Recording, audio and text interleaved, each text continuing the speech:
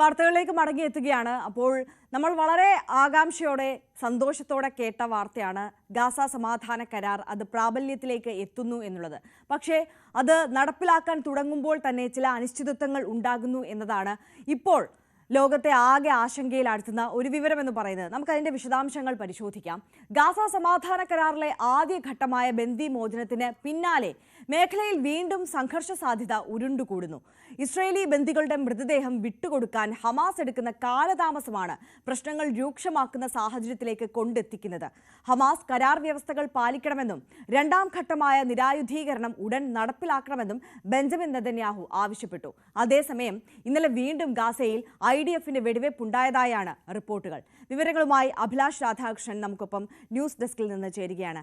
അഭിലാഷ്, ഇപ്പോൾ സൂചിപ്പിച്ചതുപോലെ തന്നെ എല്ലാം ശാന്തമായി മുന്നോട്ട് പോകുന്നു. ഈ കരാർ പൂർണ്ണമായും വിജയത്തിലേക്കാണ് ഒന്നാം ഘട്ടത്തിൽ കടന്നത് എന്ന് നമ്മൾ പ്രതീക്ഷിച്ചിടത്ത് നിന്ന് ചില അനിശ്ചിതത്വങ്ങൾ വീണ്ടും ഉടലെടുക്കുകയാണ്. വീണ്ടും അശാന്തിയിലേക്ക് കാര്യങ്ങൾ നീങ്ങുകയാണോ എന്നുള്ള വലിയ ആശങ്ക നിലനിൽക്കുകയാണ്. എവിടെയാണ് ഈ കരാർ നടപ്പാക്കുന്നതിൽ ഒരു പാളിച്ച സംഭവിച്ചത്? ആര്യ, ഇപ്പോൾ കഴിഞ്ഞ തിങ്കളാഴ്ച മുതലാണ് ആദ്യഘട്ടം എന്നുള്ള നിലയിൽ ബന്ദിമോചനം നടന്നുകൊണ്ടിരുന്നത്. എന്നാൽ ജീവനോടെയുള്ള എല്ലാ ആൾക്കാരെയും ഹമാസ് വിട്ടുനിൽക്കിയെങ്കിലും മരിച്ച ആൾക്കാരുടെ മോചനം, മരിച്ച ആൾക്കാരുടെ മൃതദേഹത്തിൻ്റെ കൈമാറ്റം ഇപ്പോഴും വളരെ ത്വരിതഗതിയിലല്ല നടക്കുന്നത്. വളരെ പതുക്കെയാണ് നടക്കുന്നത്. കാരണം കഴിഞ്ഞ തിങ്കളാഴ്ച മുതൽ ഇന്ന് വരെ 8 പേരുടെ മൃതദേഹം മാത്രമേ ഹമാസ് ഇസ്രായേലിന് കൈമാറിയിട്ടുള്ളൂ. ഇനിയും 20ഓളം പേരുടെ മൃതദേഹങ്ങൾ കൈമാറാനുണ്ട് എന്നുള്ളതാണ് വസ്തുത. അതിൽ 4 പേരുടെ മൃതദേഹങ്ങൾ ഇന്ന് കൈമാറാമെന്ന് പറയുന്നുമുണ്ട് ഹമാസ്. പക്ഷേ ഇത് അതേ ദിവസം, അത് തിങ്കളാഴ്ച തന്നെ നടപ്പാക്കേണ്ട കാര്യമായിരുന്നു. എന്തുകൊണ്ട് ഹമാസ് ഇത് നീട്ടിക്കൊണ്ടു പോകുന്നു എന്നുള്ളതാണ് പ്രധാനപ്പെട്ട ചോദ്യം. ഈ കാര്യവുമായി ബന്ധപ്പെട്ട് അമേരിക്കൻ പ്രസിഡന്റ് ഡൊണാൾഡ് ട്രംപ് അടക്കം ഹമാസിന് ഒരു അന്ത്യശാസനം നൽകിയിട്ടുണ്ട്. എത്രയും വേഗം ഇത് ബന്ദികളെ കൈമാറിയില്ല എന്നുണ്ടെങ്കിൽ അതിൻ്റെ വലിയ രീതിയിലുള്ള ഭവിഷ്യത്തുകൾ ഹമാസ് അനുഭവിക്കേണ്ടി വരും. ഇപ്പോൾ ഒരു സമാധാന കരാർ നിലവിലുണ്ട്.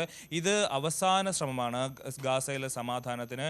ഇതിൽ ഹമാസ് അനുകൂലമായി നിന്നില്ലെങ്കിൽ, നിലപാടെടുത്തില്ല എന്നുണ്ടെങ്കിൽ വലിയ രീതിയിലുള്ള ഭവിഷ്യത്തുകൾ ഉണ്ടാകും. ഹമാസിനെ ഇല്ലാതാക്കുമെന്നുള്ള കാര്യത്തിൽ ഒരു സംശയവുമില്ല. അത് സമാധാനത്തിൻ്റെ രീതിയിൽ ആണെങ്കിൽ അങ്ങനെ പോകും, അല്ല എന്നുണ്ടെങ്കിൽ ആയുധപരമായി സൈനിക നീക്കത്തിലൂടെ ആണെങ്കിൽ അത് അങ്ങനെ തന്നെ പോകുമെന്നുള്ള മുന്നറിയിപ്പ് ഡൊണാൾഡ് ട്രംപിന്റെ ഭാഗത്തുനിന്നുണ്ടാകുന്നു. അങ്ങനെ വലിയ രീതിയിൽ, അതുപോലെ ബെഞ്ചമിൻ നെതന്യാഹുവും ഡൊണാൾഡ് ട്രംപ് പറഞ്ഞ കാര്യം എടുത്തു വെച്ചുകൊണ്ട് സംസാരിക്കുന്നുണ്ട്. അതായത് എത്രയും വേഗം ഈ ബന്ദികളുടെ മൃതദേഹങ്ങൾ കൈമാറുക, അവരുടെ ഇനിയും വച്ച് നീട്ടരുത് എന്നുള്ളതാണ് ബെഞ്ചമിൻ നെതന്യാഹു നൽകുന്ന മുന്നറിയിപ്പ്. ഇല്ല എന്നുണ്ടെങ്കിൽ ഇത് അതിശക്തമായ രീതിയിൽ തിരിച്ചടിക്കാനുള്ള അവകാശം തങ്ങൾക്കുണ്ടെന്നും ബെഞ്ചമിൻ നെതന്യാഹു പറഞ്ഞു വയ്ക്കുന്നുണ്ട്. അപ്പോൾ ഈ കാര്യത്തിൽ ഹമാസിന്റെ ഭാഗത്തു നിന്ന് വരുന്ന വിശദീകരണം എന്ന് പറയുന്നത്, ഇസ്രായേൽ ഗാസയിൽ വലിയൊരു ആക്രമണം നടത്തി ആകെയുള്ള എല്ലാ ഇൻഫ്രാസ്ട്രക്ചേഴ്സും റോഡുകളടക്കം നശിപ്പിച്ചിരിക്കുന്ന ഒരു സമയമാണ്.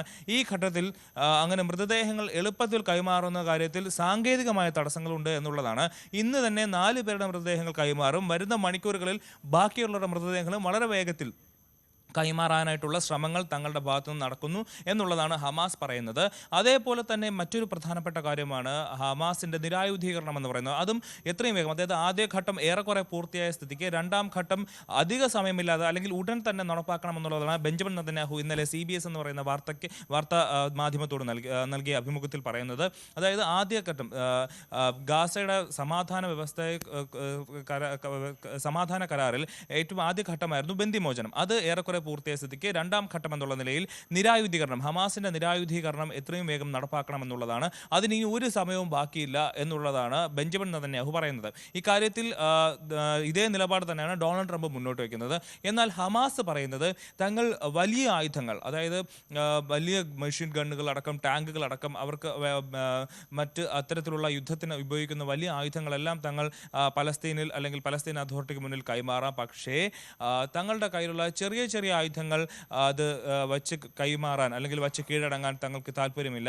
അത്തരത്തിൽ ഉള്ള ചെറിയ ആയുധങ്ങൾ, ഒരുപക്ഷെ തോക്കൊക്കെ ആയിരിക്കും ഉദ്ദേശിക്കുന്നത്, അത്തരം സാധനങ്ങളൊന്നും കൈമാറാൻ തങ്ങൾക്ക് കഴിയില്ല എന്നുള്ള ഒരു നിബന്ധന ഹമാസ് മുന്നോട്ട് വയ്ക്കുന്നുണ്ട്. എന്നാൽ ബെഞ്ചമിൻ നെതന്യാഹു പറയുന്നത് എല്ലാ ആയുധങ്ങളും ഡിസ്ആർമമെന്റ് അടക്കം, ഡീമിലിറ്ററൈസേഷൻ അടക്കം ഉണ്ടാവണമെന്ന്. അത് ഡിസ്ആർമമെന്റ് എന്ന് പറയുമ്പോൾ നിരായുധീകരണം, ഡീമിലിറ്ററൈസേഷൻ എന്ന് പറയുമ്പോൾ അവിടെ ഇനി ഒരു തരത്തിലും ഇത്തരത്തിലൊരു സൈനിക നീക്കം ഉണ്ടാകാനുള്ള ഒരു ഇൻഫ്രാസ്ട്രക്ചറും ബാക്കി വയ്ക്കരുത്. ആയുധ ആയുധശാല അടക്കം സൈനിക കേന്ദ്രങ്ങളടക്കം ഹമാസിന്റെ സൈനിക കേന്ദ്രങ്ങളടക്കം അവിടെ ഇല്ലാതാക്കി എന്ന് ഉറപ്പുവരുത്തിയാലേ ഈ വ്യവസ്ഥ അടുത്ത ഘട്ടത്തിലേക്ക്, മൂന്നാമത്തെ ഘട്ടത്തിലേക്ക് കടക്കൂ എന്നുള്ളതാണ് ബെഞ്ചമിൻ നെതന്യാഹു പറയുന്നത്.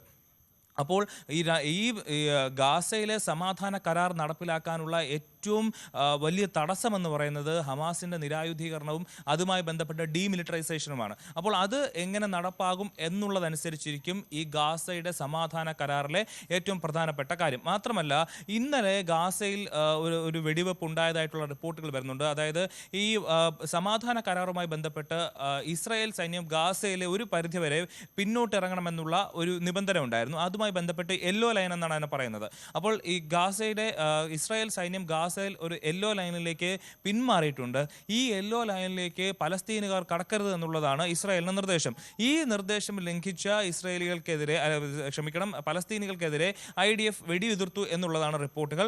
അതിനുശേഷം IDF പറയുന്നത് ഇങ്ങനെയാണ്: ഈ യെല്ലോ ലൈൻ ആ പ്രദേശത്തേക്ക് ഒരു പലസ്തീനികളും കടക്കരുത് എന്നുള്ള ശക്തമായ നിർദ്ദേശമാണ് IDF നൽകിയിരിക്കുന്നത്. അപ്പോൾ എന്തായാലും നിലവിൽ ഇത് ഇങ്ങനെയാണ് സാഹചര്യം. എന്തായാലും ഇന്നലെ കൈമാറിയ മൃതദേഹങ്ങൾ ഇസ്രായേലിൽ സംസ്കരിച്ചു കഴിഞ്ഞു. അവിടുത്തെ ബാക്കിയുള്ള 8 പേരുടെ മൃതദേഹങ്ങളും അവിടെ സംസ്കരിച്ചു കഴിഞ്ഞു. ഇനി വരുന്ന ആൾക്കാരുടെ മൃതദേഹങ്ങൾ സംസ്കരിക്കാനും അവരുടെ മരണാനന്തര ചടങ്ങുകൾ നടത്താനുമുള്ള തയ്യാറെടുപ്പുകൾ ഇസ്രായേൽ പൂർത്തിയായിരിക്കുകയാണ്. അതേസമയം തന്നെ ഇസ്രായേൽ കൈമാറിയ 45 മൃതദേഹങ്ങൾ ആരുടേതാണെന്ന് തിരിച്ചറിയാൻ കഴിയാത്ത സാഹചര്യത്തിലാണ് പലസ്തീൻ. അവരുടെ മൃതദേഹങ്ങൾ കൈമാറുമ്പോൾ ആരുടെയൊക്കെ മൃതദേഹങ്ങളാണെന്നുള്ള വിവരങ്ങൾ ഇസ്രായേൽ കൈമാറിയിരുന്നില്ല. അത് മനഃപൂർവ്വമാണോ ഇസ്രായേൽ ചെയ്യാത്തത് എന്നുള്ളതാണ് പലസ്തീൻ ആരോപിക്കുന്നത്. അതുപോലെ ഇത്തരത്തിൽ ഇനിയിപ്പോൾ ഇവർ ഈ ജീവനോടെ കൈമാറിയ പലസ്തീനികൾ അവർ വീടുകളിലെത്തി അവർ ആഘോഷം പങ്കിടുകയാണ്. ആര്യ. യെസ്, അഭിലാഷ് രാധാകൃഷ്ണനാണ് വിവരങ്ങൾ പങ്കുവെക്കുന്നത്. എന്തായാലും ഇപ്പോൾ ഏറ്റവും സമാധാനപരമായി 1-ാം ഘട്ടം പരിപൂർണ വിജയത്തിലേക്ക് ഗാസ സമാധാന കരാർ എത്തും എന്ന് നമ്മൾ പ്രതീക്ഷിച്ച ഇടത്ത് നിന്ന് വീണ്ടും ചില അസ്വാരസ്യങ്ങൾ ഉണ്ടാകുന്നു, അനിശ്ചിതത്വങ്ങൾ ഉണ്ടാകുന്നു എന്നുള്ളതാണ് ഏറ്റവും പ്രധാനപ്പെട്ട കാര്യം. ഈ ബന്ദിമോചനത്തിന് പിന്നാലെ മേഖലയിൽ വീണ്ടും സംഘർഷ സാധ്യത ഉരുണ്ടുകൂടുന്നുണ്ട് എന്നതാണ് സാഹചര്യം. ഇസ്രായേലി ബന്ദികളുടെ മൃതദേഹം വിട്ടുകൊടുക്കാൻ ഹമാസ് എടുക്കുന്ന കാലതാമസമാണ് പ്രശ്നങ്ങൾ രൂക്ഷമാകുന്നത് എന്നുള്ള ഒരു നിലപാടിലാണ് ഇപ്പോൾ ഇസ്രായേൽ ഉള്ളത്.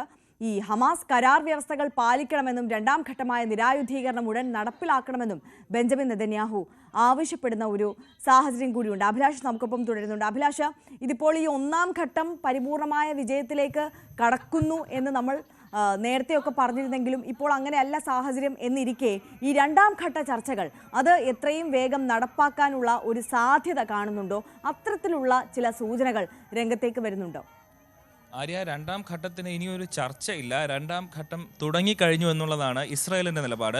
ആദ്യ ഘട്ടം കഴിഞ്ഞാൽ നേരെ 2-ാം ഘട്ടത്തിലേക്ക് എന്നുള്ളതാണ് നിലപാട്. അതിൽ ഇനിയിപ്പോൾ ഒരു പ്രത്യേക ചർച്ചയ്ക്കോ മറ്റു കാര്യങ്ങൾക്കോ ഒന്നും ഒരു ആവശ്യവുമില്ല എന്നുള്ളതാണ് ഇസ്രായേലിൻ്റെയും അതുപോലെ അമേരിക്കയുടെയും നിലപാട്.